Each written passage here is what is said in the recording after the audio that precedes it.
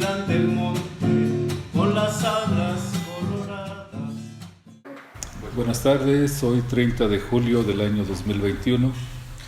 Vamos a platicar con Eduardo Soto Marín, Hola, ¿qué tal? Buenas tardes. mejor conocido como Lalo Soto. Efectivamente. Lalo, mucho gusto de que estés aquí con nosotros, por fin. Sí.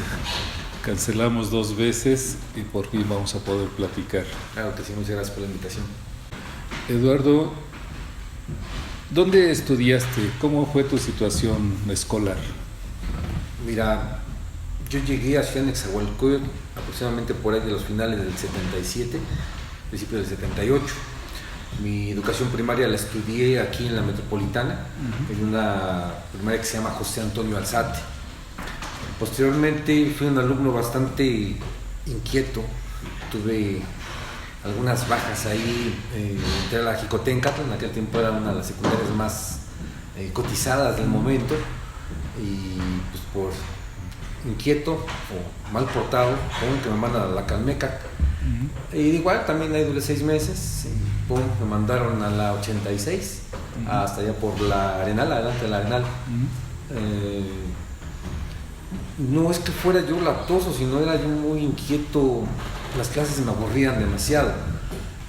Tuve un proceso bastante extraño, mis papás se sorprenden porque durante el trayecto de primero, pues ahí fue, segundo, tuve aquello de que reprobé todas las materias, y no porque para mí fuera difícil, sino que me aburría completamente, y en extraordinario pasaba todas las materias. En tercero pues fue peor, ¿no? En tercero pues ya me dio por aquello de salir con la palomilla de niños de pinta y demás.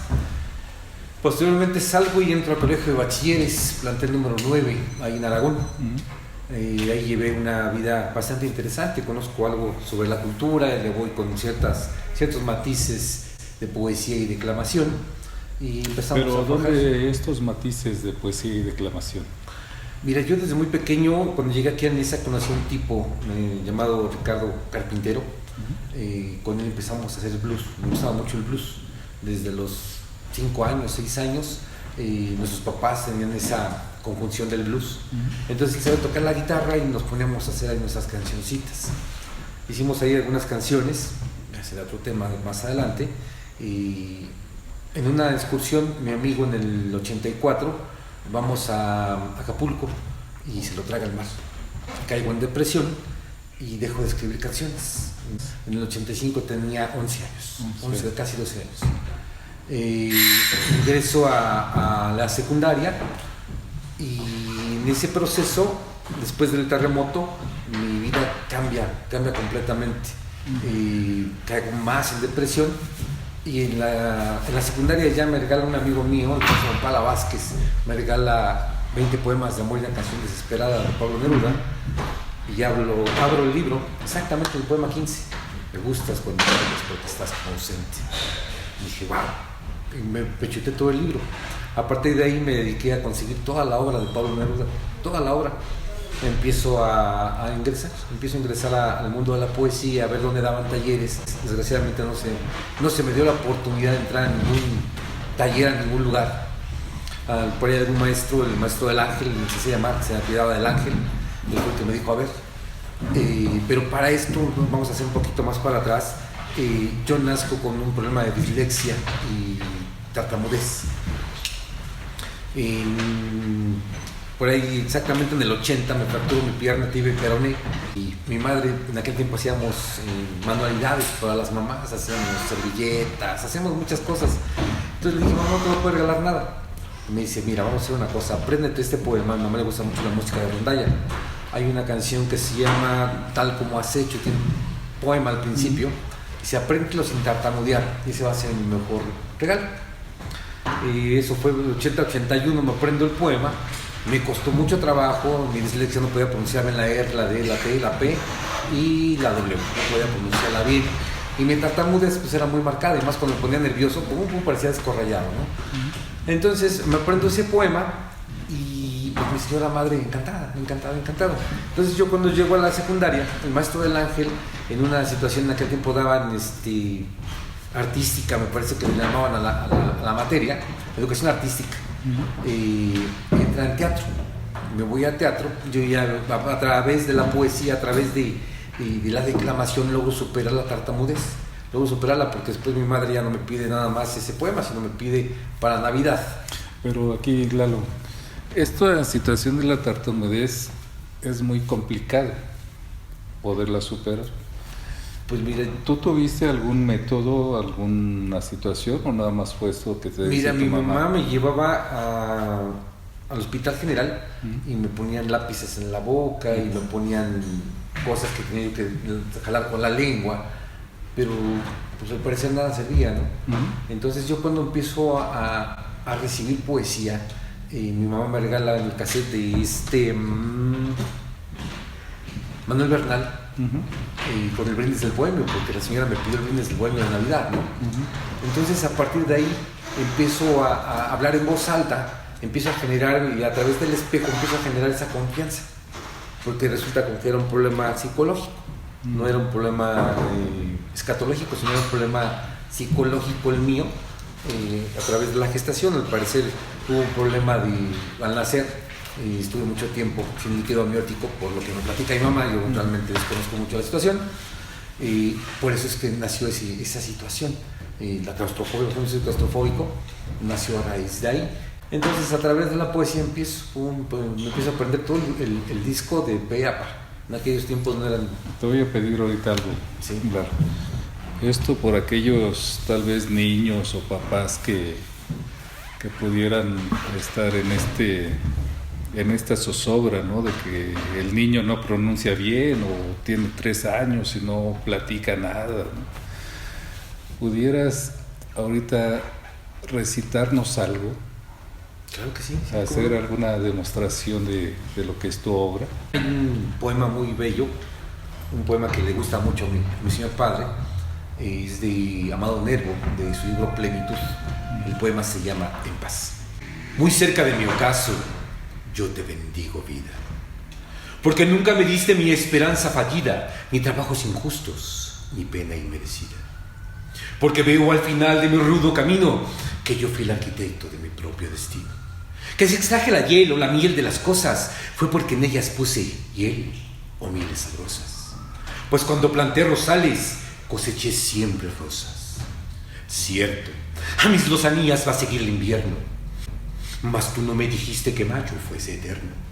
Largas sin dudas hallé las noches de mis penas, mas no me prometiste tan solo noches buenas. Y en cambio, tuve otras santamente serenas. Amé, fui amado, el sol acarició mi faz. Vida, nada me debes. Vida, estamos en paz. Mi tartamudez se terminó a raíz de los 10 años, más o menos por ahí de los 10 años. Es cuando termina porque te aprendes un poema que te pide tu mamá. Inicia con un poema de rondalla, de la canción de Tal Como Has Hecho, y de ahí me sigo con todo lo que es el de Manuel Bernal, y posteriormente me regalan uno de Arturo Benavides, donde viene el poema de Desiderata, viene la de Sí, viene la de Solo Quiero Decir, vienen una cantidad de poemas interesantes. Entonces aquí es de que a razón de que tú empiezas a dar lectura, empiezas a tener menos problema con la dicción. No, todavía no era lectura, era capacidad de sistema auditivo. En aquel tiempo pues, no había todavía lo que hay ahora. Teníamos un estéreo bien austero, chiquito, y lo ponía a todo volumen y me ponía a repetir con él, pum, pum, pum. Y cuando me trababa le ponía pausa y lo regresaba, y otra vez hasta que me salía. Entonces logré aprender eso.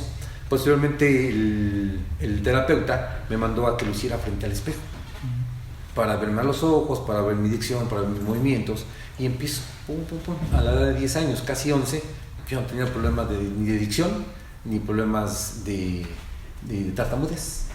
Había bullying, había muchas cosas. Sí. ¿Cómo es que lo enfrentas?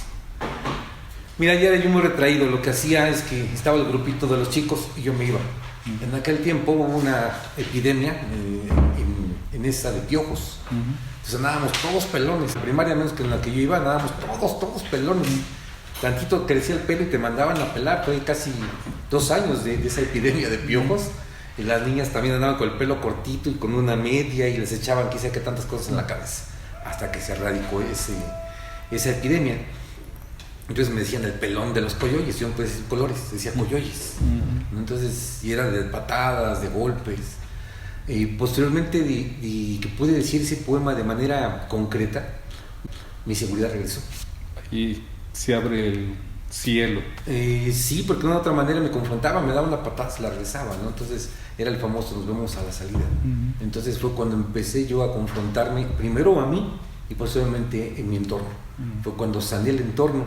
Posteriormente, pues, siempre he sido bueno para las matemáticas, no es que sea yo vitupérico, pero siempre he sido muy bueno para las matemáticas. Entonces la mayor parte de los chicos llegando a cuarto o quinto grado, llegaban los quebrados, llegaron las ecuaciones de lo que es el volumen, lo que es el área, lo que es el perímetro, y todos empezaron a acercar y cambió por completo mi mundo cambió por completo. Pero no fue cuestión de tomar la determinación y la decisión de hacerlo. No te voy a decir que fue fácil, me acuerdo que me aventé 2 meses y yo lloraba, decía yo no puedo con esto, no puedo. Y me decía mi mamá, pues tú sabes que me vas a regalar o no, el chantaje de mamá, ¿no? Entonces dije, bueno, vamos a hacerlo, hasta que tomé la determinación y fueron fragmentos hasta que logré el poema completo. Ahí en la preparatoria, ¿qué experiencias ya tenías con la poesía? En la preparatoria ya venía yo escribiendo, el maestro del Ángel me puso a declamar, después me sentó a escribir. Él me decía lo que es el primer impulso, él sabía, él nos daba matemáticas, pero tenía algo de conocimiento de lo que es literatura. Me pone a escribir, yo llego al colegio de bachilleres y me encuentro por ahí, algunos lo conocen, al maestro Arturo Palacios, junto con Dionisio Ramiro y Homero Martínez. Ellos me toman, me dicen, a ver, ven para acá, porque nosotros hacíamos pequeñas tertulias en el patio, y en aquel tiempo había mucho vandalismo de porrismo, por ahí del 89, 90 más o menos. Cómo combatíamos esa agresividad, esa disfunción que había dentro de la sociedad estudiantil con arte. Nos juntamos 7 loquitos, en aquel tiempo salió una película que se llama La ciudad de los poetas muertos, y tomamos el nombre, el emblema, para poder hacer una pequeña cofradía, le llamamos cofradía. Entonces empezamos 7 loquitos, y después ingresan área de recreación y cultura, se llamaba. El maestro Rafael Catana ingresa a ese plantel y él nos toma, nos empieza a dar teatro, nos empieza a dar cine, nos empieza a dar poesía, y entonces empezamos a escribir. Para el 91, el último taller que dio el maestro Jaime Sabines, llegamos a Limba. En el Limba, en aquel tiempo, vino a presentar su libro Carlos Fuentes, no recuerdo el nombre del libro, presenta su libro, y conocemos a Sabines. Y Sabines ofrece el taller a Catana, y Catana dice, bueno, pues vamos a ver a quién mandamos. Entonces mandaron a 4 monos, pero uno no quiso, entonces yo entro por default. Y ya, nos da un taller aquí en Metro Popotla, delantito de Metro Popotla, no recuerdo, ahí están las vías, está al borde de las vías una casita. ¿Qué edad tenías en ese taller? Ya en aquel tiempo tenía 17 años, 18, entre 17 y 18 años más o menos.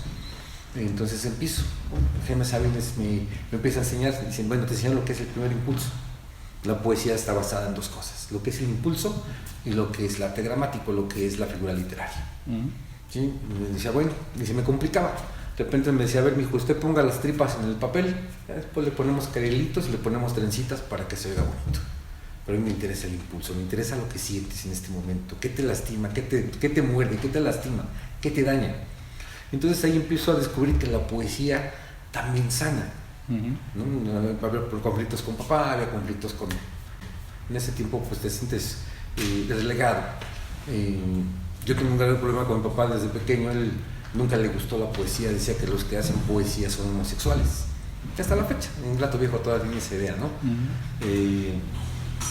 Pero pues yo me confrontaba con él, me decía, te veo leyendo y te pongo una. Entonces yo me tenía que tapar, poner una velita chiquita y ponerme a leer. O sea, mi problema de ojos es por eso, porque yo tenía que leer a oscuras. No había lámparas sordas, pero unas pilas eran caras, unas pilas grandotas de Adobac, me acuerdo, y eran caras para estar leyendo. Entonces no me quedaba más que una vela. Y donde me agarraban, pues me ponía mi buena pela el viejo, ¿no? Porque me decía, ¿cómo voy a tener un hijo homosexual? Yo soy homosexual, me gusta la poesía. Entonces me dediqué a leer. Cuando todo esto lo hago bajo el agua en el colegio de bachilleres, él me decía, ¿cómo vas? Bien. Recursé a 2 semestres. no porque no supiera, sino porque andaba yo de grillo, logramos la credencialización del plantel, porque antes cualquier hijo de vecina entraba a los planteles. Logramos que se bardeara, que hubiera más orden, quién entraba y quién salía del plantel. Logramos canchas, logramos una videoteca, logramos que se nos diera talleres de cultura, pintura y todo eso. El maestro Rafael Catana fue una pieza importante en aquellos tiempos. Y pues nos jalaba a sus eventos, ¿no? Al Gallito, nos jalaba a varios eventos ahí en las Tres Culturas, nos jalaba a los eventos. Y era difícil faltar a casa porque pues papá era de los de primero te golpeo, después te pregunto, ¿no? Pero pues valía la pena. Empezamos a formar pequeños grupos de literatura, primero de lectura, posteriormente de creación literaria. El maestro Arturo nos daba la oportunidad y ellos forjaron ahí un periódico que se llamaba 29 y ahí nos daban la oportunidad de imprimir nuestros pininos, nuestras pequeñas letras, ¿no? Nuestras letras, y posteriormente nos invitaban a cursos o a concursos más bien. Por ejemplo, en la jornada, el maestro Mero Martínez tenía mucha influencia en la jornada y se nos daba pequeños espacios en donde si ganábamos nos publicaban los días sábados durante 3 o 4 semanas el mismo poema, ¿no? Entonces era una manera de motivarte, una manera de motivación, y eso pues fue en el distrito, porque aquí en esa, de plano, todos los grupos eran algo cerrados, ¿no? Todos se preocupaban de llevar agüita a su molino y nadie te decía nada, de hecho los eventos eran muy... ¿Pero había grupos aquí en esos años? Sí, el primer grupo que conocí fue Poetas en Construcción. Ya estaba. Coyote Celeste, y pequeños grupos de literatura que daban por aquí y por allá, ¿no? Nosotros estábamos hablando de Liti, también un maestro bien sacado, onda bien extrovertido, nunca lo entendí, pero tenía ondas bien padres, ¿no? Y casi todo se hacía en Aragón. En Aragón teníamos un espacio, acabando los deportivos Los Galeana, no recuerdo la calle, es una avenida, Francisco Morazán creo que se llama, a 2 calles era un edificio morado, y ahí teníamos nuestra guarida. Y nos dedicamos a hacer performance, teatro, y nos empezamos a presentar en lugares como el Deportivo Los Galeana, en Aragón, y empezamos a unificar las preparatorias, las vocacionales y los colegios de bachilleres. En aquel tiempo pues era una lucha encarnecida por el territorio. Y empezamos a cambiar toda esa circunstancia por medio de la cultura, por medio de crear conciencia. El maestro Rafael Catana nos dijo, la cultura no es para hacer culturaritos, es para sacudir conciencias. Y de ahí se nos quedó, y de ahí empezamos, el marco. Nuestro frente era ese era nuestro frente. Ven, te voy a sacudir tu conciencia para que sepas que la violencia no es la mejor solución. Si tú sabes más, decía el maestro César Vallejo, saber más es ser más libre. ¿Qué tan libre quieres ser? Ese era uno de nuestros eslogan, y pues nos funcionó bastante bien. Durante mucho tiempo logramos hacerlo. Salgo del colegio de bachilleres, entro a Aragón, y pues seguimos las recetas culturales. ¿Qué estudiaste? Mira, estudié Derecho de inicio, pero me casé muy joven. Me salí de casa, me casé muy joven y pues no me titulé de papá. Posteriormente acabo la carrera de psicología. ¿Y por qué psicología? Se me dio la oportunidad, me dieron una beca en una escuela particular en el ICEL, y pues entro, porque realmente mi carrera, bueno, a mí lo que me gustaba mucho es el derecho. Entonces de ahí termino la carrera y tomo un diplomado de psicología clínica. Y sigo en esta rama. Pero, o sea, compaginaste la psicología con una cuestión cultural. Sí, de hecho... ¿No chocaban? No, las terapias, ¿qué crees? Que en mis terapias las manejo de esa manera. Logro calmar a las personas por medio de música, por medio de poemas, por medio de todo. Tengo por ahí un taller que se llama Conciencia y Cultura, que lo he llevado a varias partes de la República, en donde hablamos precisamente de eso. Hablamos de que la cultura sana, la cultura acerca. ¿Por qué? Porque tenemos lo que es la audición, la visualización y el don de la palabra, el poder de la palabra. Y el poder de la palabra nos lleva a eso, a la unión, como unidos. Y dentro de este taller empiezo con los alumnos y acabo con los padres, ¿no? A los padres les hablo cómo amar a los hijos, qué es el amor, qué es el amor en contexto universal, qué es el amor filial, qué es el amor familiar.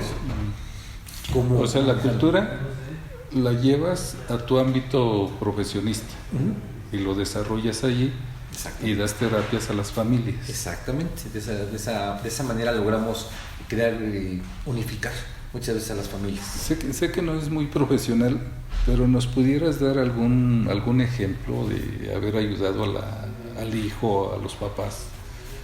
Mira, vamos a hablar de algo muy fácil. Habitualmente en todas las conferencias llego a preguntarte, ¿quién piensa que el amor es un sentimiento? Levanta las manos algunos, ¿no? El amor no es un sentimiento. El amor es un acto irracionalmente racional por el ser que amas. Si yo te preguntara en este momento, ¿qué crees en un accidente y tu hijo necesita un riñón? ¿Qué me dirías? Le doy el mío. Claro, eso es el amor. No lo vas a pensar, es un acto inmediato. Es cuando le pregunto a los padres, ¿quién sabe amar? No, pues no. Entonces no puedes dar algo que no sabes. Vamos a aprender a amar. Vamos a aprender qué es el amor. Lo sientes, porque de manera empírica lo vas a lograr, pero no sabes cómo llevarlo. Ahí es cuando dicen que nadie sabe, nace sabiendo. Entonces nada más hay que impulsarlo. Porque el hijo no se acerca al papá. Oye papá, fíjate que estuve con una chica y sentí esto. Espérame, no me hables de eso porque mi papá me dijo que no podía hablar contigo de eso. A ver, espérame, ábrete con el chamaco y explícale, guíalo. ¿Sí?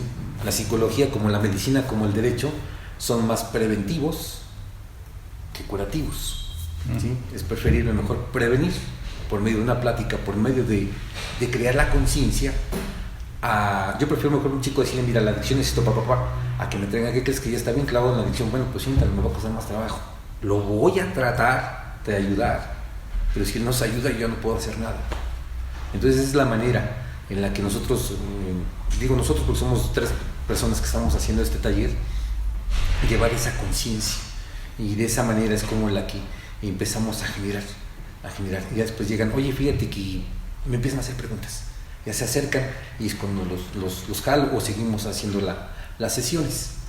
Y digo, en Michoacán, fui mucho a Michoacán en el tiempo de los conflictos armados, estuve en muchas partes de Michoacán, Tancítaro, estuve en Uruapan, Lázaro Cárdenas, Paracho,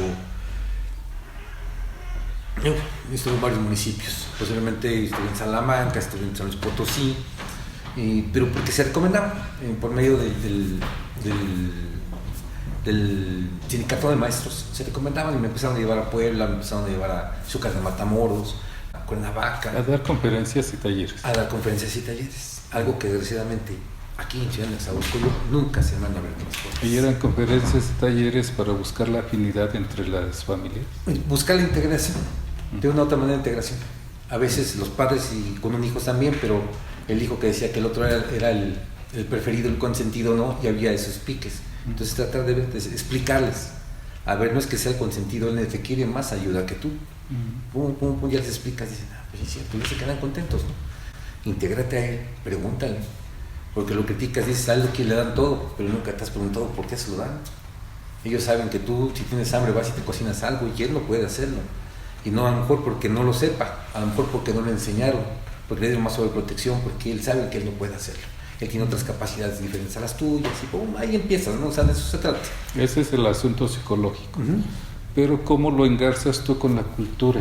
Mira, la música, no sé si por aquí hay un músico entre nosotros. Sí, hay 3. Hay ciertos decibeles, sí es cierto, sí, ya me acordé. Hay decibeles que llegan a tu punto central. El sistema central nervioso se basa principalmente de decibeles. Cuando alguien te grita, te atemoriza o te enerva. Entonces hay ciertas canciones que te van a manejar un decibel en el cual te van a tranquilizar. Mira, la persona que está en depresión, hay una canción que se llama Pescador de Hombres en cantos gregorianos. Con eso generas una calma. Eventualmente en la terapia mando 3 o 4 canciones que van a estar escuchando de manera repetida. ¿Qué quiero? ¿Ponerlo triste? ¿Quiero levantarlo? O sea, ¿qué es lo que deseo que el paciente en su momento haga? Quiero generar una paz. Vamos a generar una paz.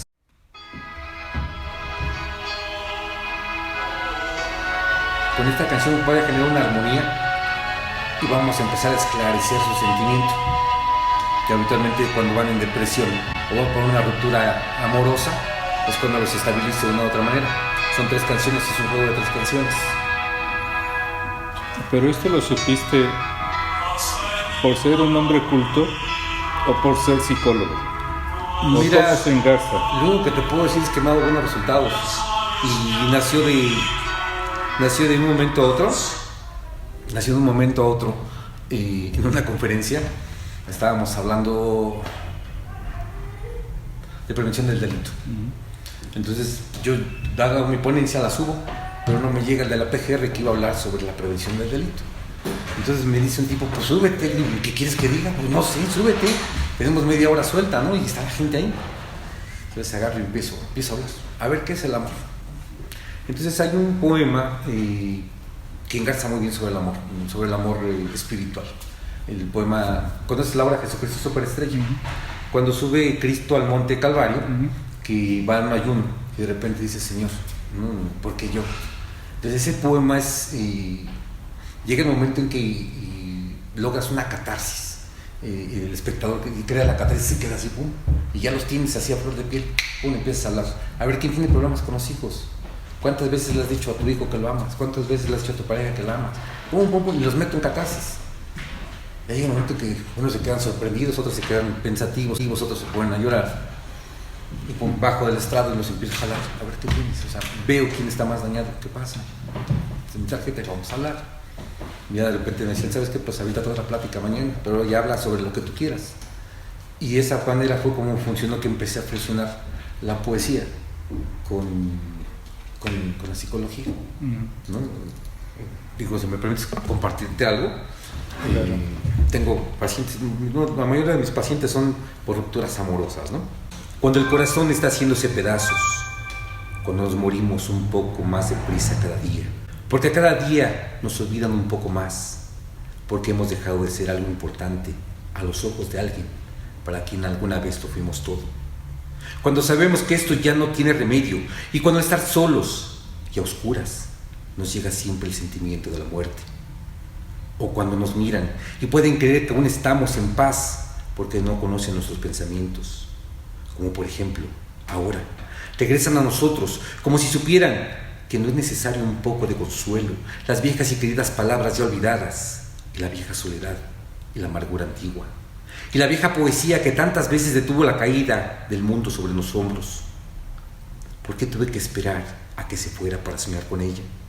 Porque nunca aprendemos que el sufrimiento empieza al otro día y que el castigo de pronunciar ciertas palabras es una muerte lenta, perpetua, inexorable.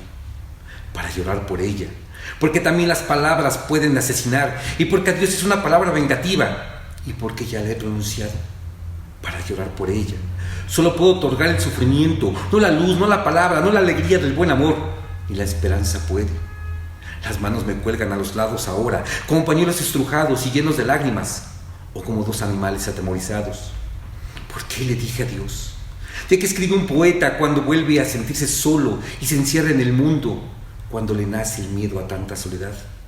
Que no me diga adiós, no con las manos que el canto del amor adormecían, ni con los ojos apagados diga adiós a mi ternura. Que no sea su voz la que pronuncie la palabra que todo la aniquila, ni florezca la turbia flor de la nostalgia encima de la que cultiva su nostalgia. Ya no puedo hablar de otros hombres que ya no sufren, de tantos crímenes cometidos a todas horas y cuyo solo nombre es manantial de terror. ¿Cómo pensar en el olor que me rodea si yo no soy más que agua quebradiza, una sombría soledad, una tristeza amarga, doliéndose y llorando? Que no me diga nunca la palabra donde el olvido interminablemente acecha.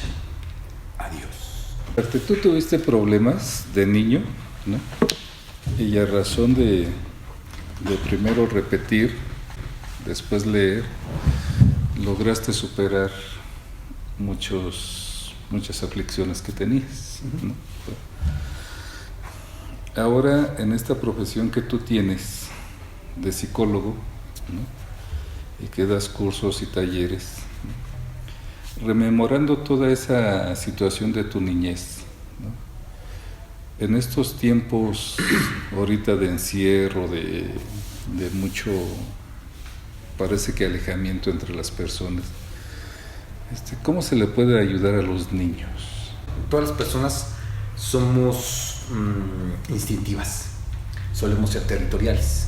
El problema, y digo, ya pasó ahorita, eso fue al principio del año pasado, el sobrecalentamiento de la convivencia hacían que se generara eso, ¿no? No te acerques acá, no te metas a mi cámara, no vayas a la sala porque estoy viendo la tele.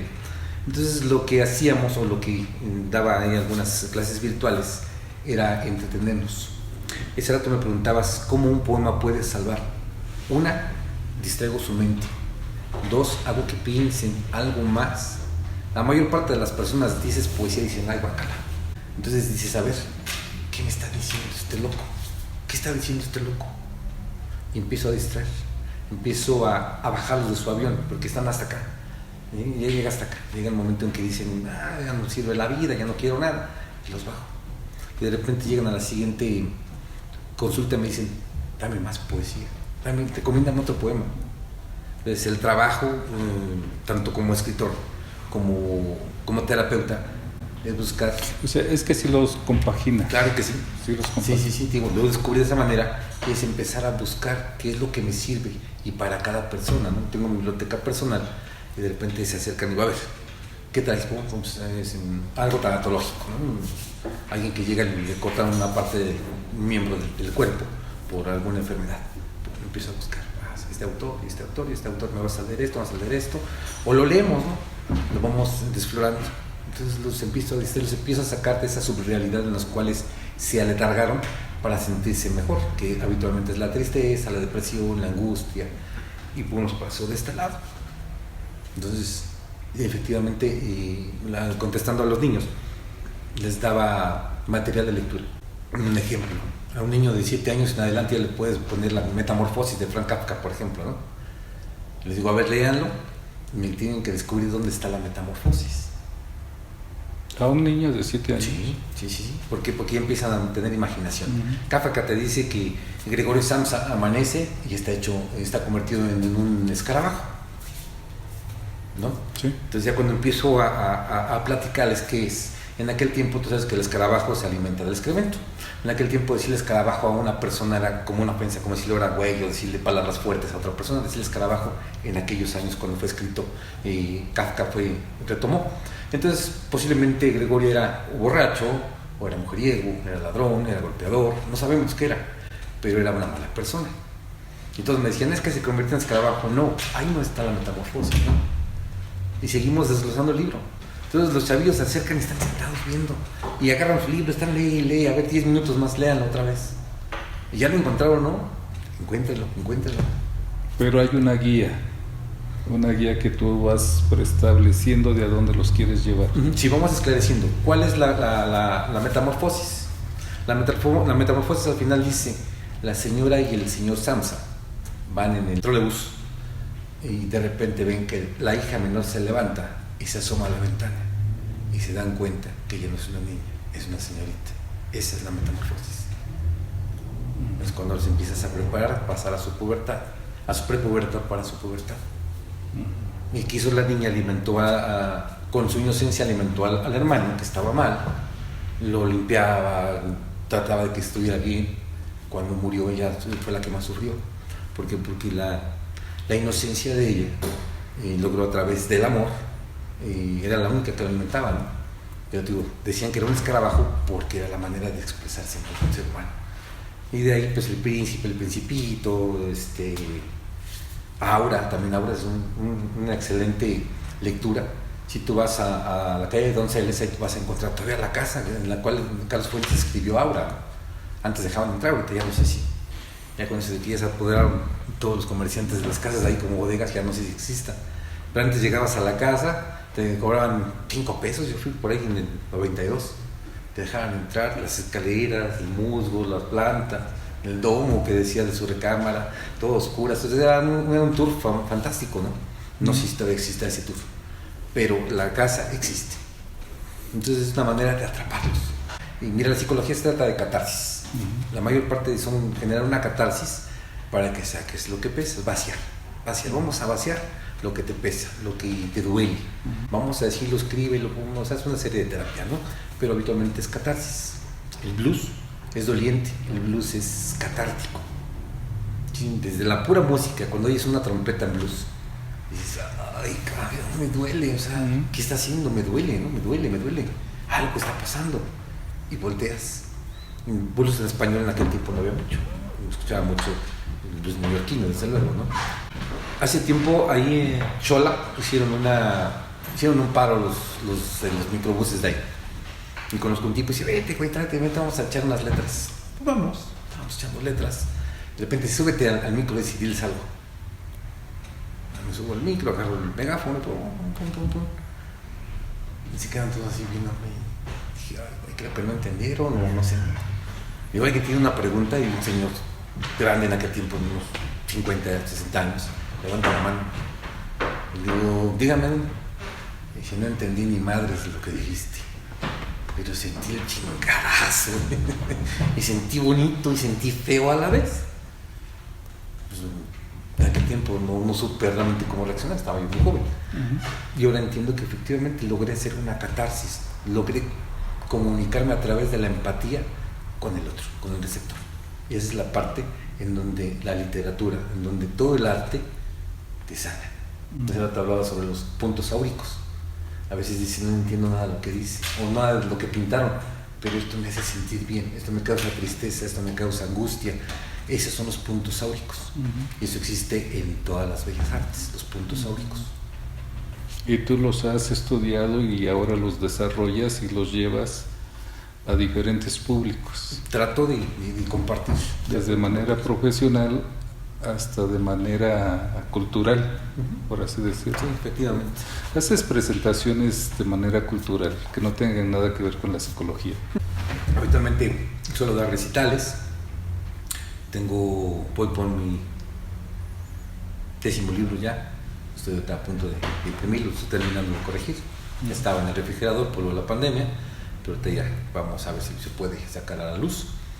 Y sí, efectivamente, pues hago la presentación del libro, invito a músicos, invito a trovadores, invito pues quien quiera ir y nos aventamos un tú a tú, algo cuando se trata de él me dice una canción y yo tengo que contestar con alguno de mis poemas, ya sea que sea de los que yo me sé o de mi propia obra. ¿Nos pudieras recitar algo? Que no sea así de manera espontánea. Precisamente el nombre le puse como nombre Impulso. El tamaño de mis letras son según el peso de lo que sufro o de lo que gozo. Me visto según el día que salga, la hora o el tamaño del sol en la ventana. Hoy toca caerme, pero no en el mismo lugar ni con la misma persona. Sería estúpido repetir un día cualquiera en otro día del mismo tamaño, pues si ninguno de los dos te verán justo o completo. Pues recuerda que el tamaño de tus errores es el polvo que encontrarás en la banqueta donde vive tu familia. Por eso me quedo mejor entre las entrañas de mi recámara, aunque parezca un cuarto de hospital.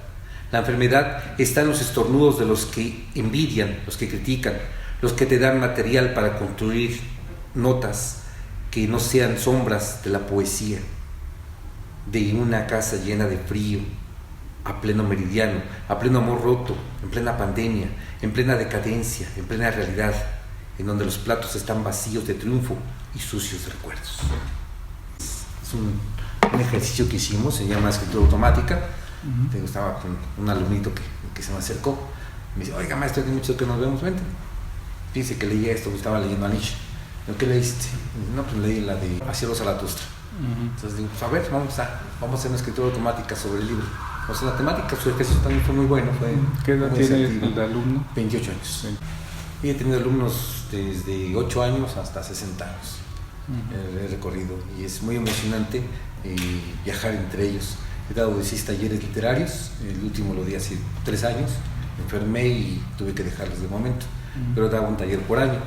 Entonces, pues sí, he tenido algunos alumnos. Hace rato estábamos con la idea de volver a retomarla. ¿Donde tú enseñas a otras personas a escribir? Sí, y lo hago por medio de catarsis. Y nuestro estilo, según el maestro Sergio García, nos dice que es un realismo crudo, que es un realismo neto. Entonces, tenemos este estilo, lo manejamos 3 personas aquí en ESA, que es Henry de Luque, Juan Carlos de Luque y tu servidor. Entonces es un estilo así muy medio raro, medio oscuro, ¿no? Yo cuando empecé a escribir, como todo poeta, escribe del amor, de las florecitas y de todo, pero te das cuenta que leí por ahí a Max Rojas y él decía, ¿qué quieres decir y cómo lo quieres decir? ¿Qué quieres legar? ¿Qué quieres dejar? No hay muchos poetas, no critico, hay muchos poetas que hablan nada más de marihuana, de alcohol, de brayes, de orgías. Eso quieres dejar para el futuro. Deja algo mejor, ¿no? Algo que diga, este estaba bien loco y decía lo que sentía. Entonces esa es la manera en la que tienes que expresarte. Entonces habitualmente yo siempre he dicho que si te dieron el don del habla, es para ocuparlo. Entonces una palabra, tenemos una palabra por ahí que dicen que no son palabras, son balabras. Puede causar más daño que un impacto de bala al mismo tiempo, ¿no? ¿En qué evento te has presentado culturalmente y ya has visto una buena aceptación del público? Que no sea psicológico como el que planteabas hace rato, ¿no? Que los rompiste y que bajaste y ya los tomaste, no, sino en tu actuar cultural, ¿no? Mira, los eventos culturales, hablando de poesía, son muy bajos, casi no hay así, será todavía que el Cervantino y todo eso. Es muy extraño o muy raro que lleven a un poeta si no es de renombre o si no es con apadrinamiento. Habitualmente hacemos pequeños sectores de lectura. Por ejemplo, en el Parque España hicimos uno que se llamó Alimento de Fauna. Los chicos de allá tuvieron buena aceptación, se acercaban. Habitualmente cuando presentas una obra, presentas un libro y empiezan el toma y daca, a ver, ¿por qué escribiste? ¿Por qué esto? ¿Por qué el otro? Se acercan. Me gustaría aprender. Sí, ¿cómo no? Con mucho gusto te enseño, ¿no? Pero la mayor parte aborta, la tercera, cuarta sesión aborta, dicen, ¿sabes qué? No, porque pues aparentemente dicen, nada más hay que hacer letras, hay que leer, no, también hay que confrontarte. Si quieres ser un poeta convencional, pues los mando con algunos otros compañeros, ¿no? Que les gusta escribir de lo convencional. Te voy a repetir, nosotros nos realismos fuertes, crudos. Entonces, cuando se van delimitando los estilos. Y sí, en Parque España, estuve en Michoacán, pues es una de las partes que más me acunaron. Michoacán, Guerrero también me acunó bastante. Estuvimos en la municipalidad de Acapulco, estuvimos en varios municipios, en varias municipalidades de Michoacán, principalmente Uruapan, fue la parte que más solía visitar. Transítaros, otra parte, es una localidad muy pequeña, pero es un lugar donde había capacidad muy grande, un municipio muy humilde, pero un municipio que te abre las puertas, ¿no? Y ahí estuvimos dando pues bastante cultura. O sea, originalmente iba yo por un lado psicológico, pero acabamos dando cultura. Los padres les interesaban por la lectura, ¿no? Principalmente les enseñamos a leer. Hay un grave error, desde pequeños te decían, duérmete y te leo un cuento. Entonces automáticamente cuando te decían lectura, decían, ay, nos vamos a dormir, ¿no? Porque fue un error. Entonces yo les digo, a ver, sienta a tu hijo y no le digas que se duerma, dile, imagina cada palabra que te estoy diciendo, créalo en tu mente. Es importantísimo desarrollar en esos momentos la imaginación del niño. Los niños ya no tienen imaginación por esto. Ellos dicen, ¿cómo era Júpiter? Ah, pues mira, Júpiter es así, ahora ya me ponen Júpiter, están viendo. Ya no hay imaginación, ya no hay creatividad en los jóvenes actualmente. La generación de cristal que le llaman, ¿no? ¿Por qué? Porque ya no tienen que esforzarse por nada, todo lo tienen ahí. Entonces, habitualmente lo que suelo decir es, pongan a los chavos a trabajar, pongan a su ardilla a que dé vueltas y interésate por ellos. Es muy importante, interésate por los chamacos, por los chavos, interésate. Si te está preguntando algo, te está platicando algo, ponle atención, deja tu cháchara una hora, siéntate con tu hijo y habla con él, interactúa con él, juega con él. Yo tengo dos chamacos, uno de 27 y uno de 17, y aunque no me creas, todavía llego y ya cuando vengan me jalaron, estamos jugando luchitas, estamos jugando, tenemos juego de palabras, castigos, vamos a crear, vamos a dibujar, vamos a hacer, ¿no? Mi hijo el mayor le gusta mucho la música y al menor le gusta mucho la imitación de voz, ¿cómo se llama? El doblaje de voz. Entonces a través de, yo no sé si fue la genética, ahí nosotros lo manejamos octavas. La voz muy gruesa al máximo que yo he conocido, que fue el maestro Manuel Bernal, él manejaba 12 octavas. Mi hijo alcanza las 12 octavas, ¿no? Pero a través de trabajo, también mi hijo nació disléxico y tartamudo. Entonces a través de los ejercicios que yo ya conocía, lo logré sacar y lo saqué muy rápido. Ese rato me preguntaba si los niños que llegan con ese problema de dislexia, es bien fácil, pero no depende del niño, depende del papá. Depende del papá, que el papá tenga la paciencia de sentarse con él, a estar repitiendo, a estar hablando. A veces los papás decimos el qué dirán, pues no te preocupes que dirán, si tu hijo quiere gritar en la calle, grita con él. Y si tu hijo quiere que te arrastres como serpiente, quieren serpentea con él. Dale esa seguridad a tu hijo. Deja el que dirán, deja el que me van a grabar, deja todo. Tu hijo es primero. Esas son las maneras en las que logramos recuperar muchas circunstancias y sobre todo la autoestima de los chicos. Ahora que has salido, has estado en otros lados, has visto, ¿cómo valoras culturalmente a nuestra ciudad? Estamos hablando de valores nacientes. De valores culturales. Mira, en esa siempre, en los lugares que he ido, siempre en eso lo toman como cuna de creadores. Desgraciadamente hay mucha fuga de los hijos de Nesa, porque no hay un apoyo, nunca lo ha habido, ¿no? Desde José Cenas Navarro, que tuve algo de conciencia, iba yo en la Jico, su hijo iba conmigo en la Jico, medio conocimos algo, pero nunca ha habido ese apoyo. Yo desde esos tiempos ya andaba yo ahí haciendo pininos, andando, buscando. Mi mayor sueño era crear un libro, imprimir un libro. Siempre te tiraban de loco. Instituciones privadas también, ¿no? Las ACES culturales también, pues nada más viendo a ver cómo bajar un recurso, pero nunca viendo cómo apoyar al chico, ¿no? El chico problemático. Entonces, pues nosotros salimos a las calles a forjar y a hacerlos. Pero en esa no he visto así gran apoyo, si no eres compadre o si no eres conocido. Pero eso sería en términos de la política pública, ¿no? De la administración, ¿no? Pero ya como población. Mira, actualmente dedicándome de lleno, tengo 11 años, dedicándome ya de lleno a la cultura. Y hay buena aceptación, pero también depende de qué lleves. La mayor parte de los eventos empiezan bonito y acaban en el braille. ¿Qué es esto? Empieza a haber alcohol, empieza a haber pleitos, empieza a haber cosas que no tienen que ver la sociedad. Entonces, lo vas a hacer, bueno, pues acaba tu evento, métete a tu recinto y haz lo que tengas que hacer. El público no tiene por qué estigmatizarnos todavía como que somos borrachos, mujeriegos, drogadictos, golpeadores. Son muchos estigmas los que tenemos, debemos de quitarnos. Y si no lo hacemos desde nuestra cuña, no lo vamos a lograr nunca. Sí, Nesa da buenos resultados. Hace algunos años hicimos un corredor cultural aquí en la explanada del Palacio Municipal, el último domingo de cada mes. Estaba en aquel tiempo Juan Cepeda. Fuimos, le presentamos el proyecto y dice, no lo doy más de 3 meses. Otras presentaciones, hicimos 27 presentaciones. Cada mes, nunca se interrumpió. Y a pesar de que nos metían de eventos, nos íbamos a la parte lateral y había muy buena afluencia de gente, había mucha capacidad. Y cuando digo hicimos porque nos juntamos todos los culturales en aquel tiempo, pintores, teateros, músicos, todo lo que son plásticos, y escultores llegaron a integrarse, ¿no? Y pues sí, se nos dio una buena apertura y mes con mes se hacía ese corredor. La gente venía, la gente ya nos decía, ¿y ahora qué va a haber? Para el próximo mes, ¿qué va a haber? Entonces la gente sí le gusta el arte, pero ¿cómo repetir qué tipo de arte vas a llevar? Y ahora, en términos de salud pública, como psicólogo, ¿cómo estamos como ciudad?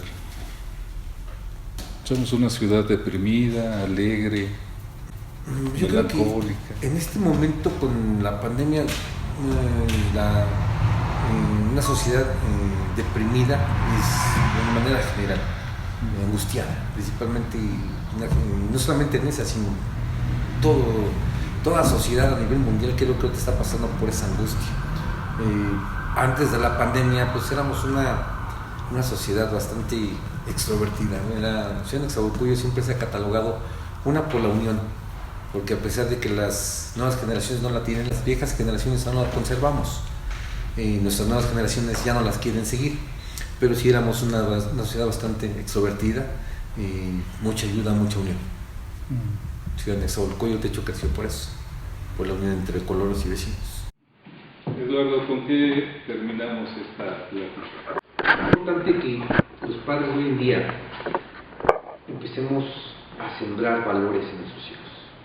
Nuestra sociedad se está perdiendo, nuestra sociedad se está fracturando, porque dimos lo que no pudimos tener. Nuestros hijos no saben el valor de la atención, para ellos es fácil. El papá muriéndose de diabetes, de hipertensión, el hijo trae los últimos temas del año, trae el mejor celular que yo. Es importante que los padres creemos esa conciencia